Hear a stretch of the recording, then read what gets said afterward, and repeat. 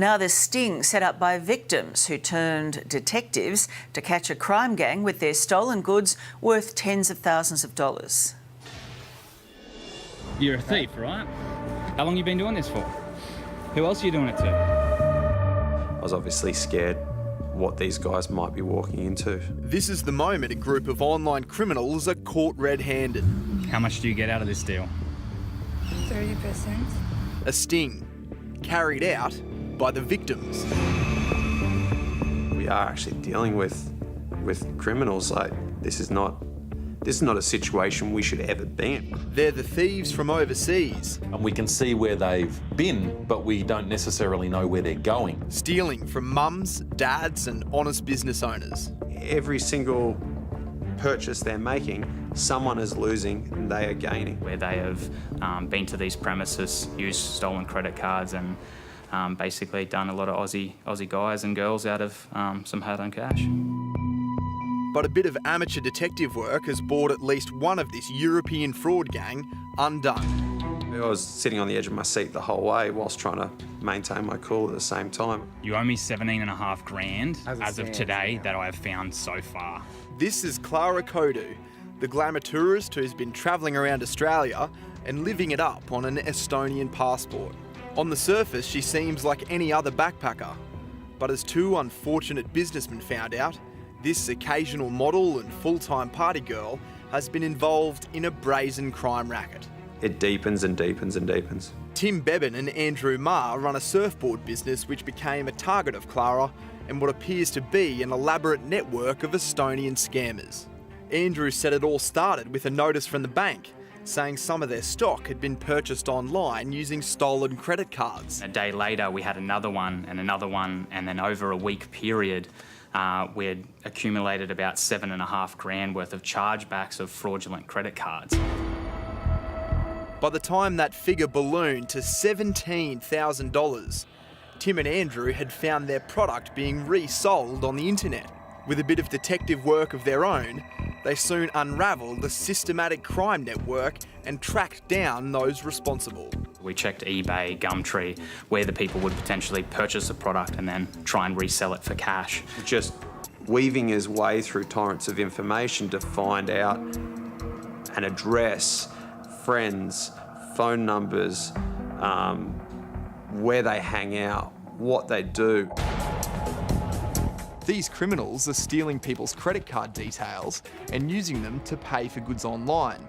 When the fraudulent payment is detected, the bank contacts the business and takes the payment back. That money is returned to the credit card holder while the business has lost its product. The fraudsters then sell their stolen products online for cash. We contacted Acorn as well as our local police stations, but nothing could be done in that sort of instant. We thought, when is this going to end? We're left with $30,000, $40,000 out of pocket by the time this sort of finishes up. With seemingly no other option, Tim and Andrew took matters into their own hands. They posed as someone wanting to buy one of their stolen surfboards and travel interstate to confront the culprits. We went into the building unbeknownst to who would be in there and what they were carrying. There could be thugs, there could be people with weapons, there's just people that are up to no good. So yeah, it was definitely how did you find that? When we actually found the residence, we were scared. The culprits turned out to be a group of young Estonians sleeping off a hangover. The ringleader was Clara Kodu. You've stolen my product. You've stolen 17.5 grand worth of my product. So how did she react when you started asking about the stolen goods? She was shocked.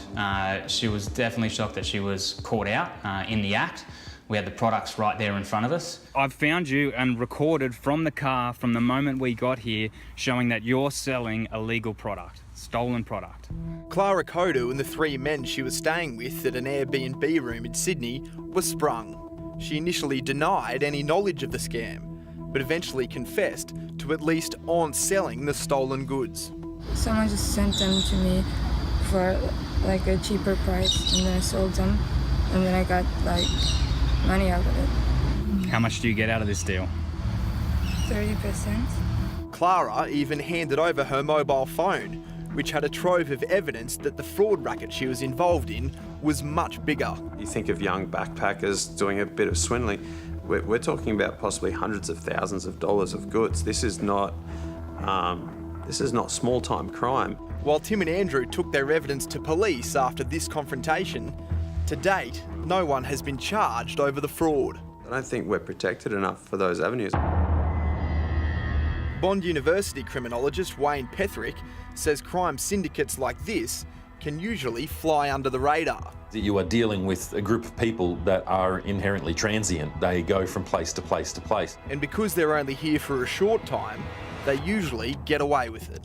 And it could well be that their plan was to do this and leave the country before they were even identified. I know you've been selling it. You've been selling a shitload of my gear. We just want to know how to stop it. We're hoping to scare the hell out of them so that it doesn't happen again and they don't try it on other people. Okay. Don't hide your face, because it's already done, darling. Good work. The Immigration Department has told us they're aware of this case, and Tim and Andrew have offered to hand over their vision to police.